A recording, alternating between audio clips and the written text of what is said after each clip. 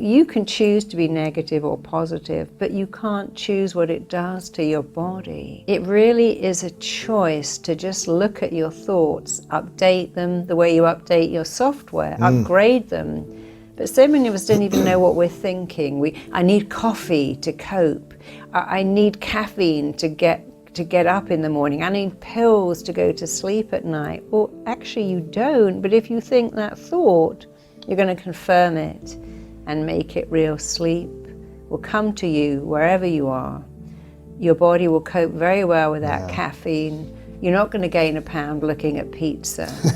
And you do know what full is, and you can stop eating, but so many of us have been so influenced by the media. You know, in America, every third advert is for drugs, for medicine, because it's saying you need this. And the same thing for Happy Meals, you need this. No, you don't need any of that. You need to think better thoughts.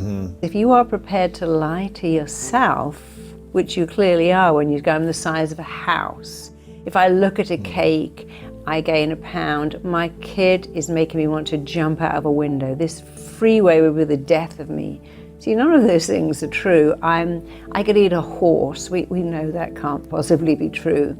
But if you're prepared to lie to yourself, why not tell yourself a better lie? Because your mind doesn't know, and it really doesn't care if what you tell it is good or bad, true or false. So a simple thing, I got a memory like a sieve.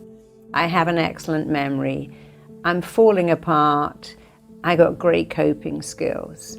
If I look at a cake, I gain weight. I have a phenomenal metabolic rate. You see, every thought you think you make real. And if you doubt that, think of this. If you think of something embarrassing, you will blush. If you think of something sad, your eyes will fill up with tears. If you think of food, your stomach rumbles. If you think of something sexy, you can get physically aroused. Whatever thought you are thinking, your body is very busy making it real.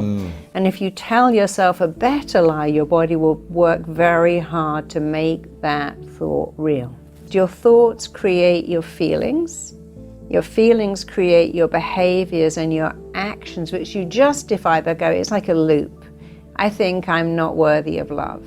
And that makes me feel very sad and defeated and probably angry and resentful. And if I think that thought and feel that feeling now, I act out, I'm difficult, or maybe I'm very needy or very pleasing, but I justify it because I've gone back to the thought, I'm not lovable. But if I change the thought, I'm lovable. Of course I'm lovable, even if I don't believe it. If I keep thinking the thought, well, I feel very different. I feel optimistic. I feel reassured. I feel quite confident. I feel certain someone's going to love me.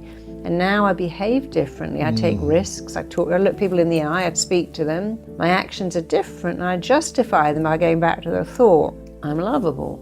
So we're so busy changing the behaviors and the actions and the feelings when all you have to change is the thought. You know, it's hard to heal what you don't understand. But healing is just saying, I came from a crazy family. I came from a place with no money. I didn't get a great college degree. However, I am worthy of everything I want. I can have everything I want with bells on. So if you just change the thought, which always comes first, everything else will take care of itself. So if you believe you're not worth it and you find love, you find money, you find wealth, you'll get rid of it. And we see that with Amy Winehouse, with Whitney Houston. We see it over and over again. We saw it with George Michael. I always think of him every Christmas because he had so much except the belief, I'm worth it. And so if you don't do step one first, which is just decide every day, I'm worth love. I deserve love, I'm worthy of love. Because after all, how could you not be worthy of love? Everyone is worthy of love.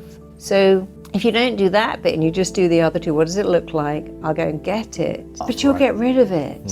You know, we see people all the time who say, I know what's wrong with me. I remember Sandra Bullock's husband saying, what did I do? I had this beautiful girl and I messed it up. Well, of course you messed it up because you never felt you were worthy of it in the first place. So everything else you're going to do to get what you want, if you don't do the first step first, wire in that you're worthy, you'll spend a lot of time getting rid of it, ruining it, destroying it, acting out, sabotaging yourself.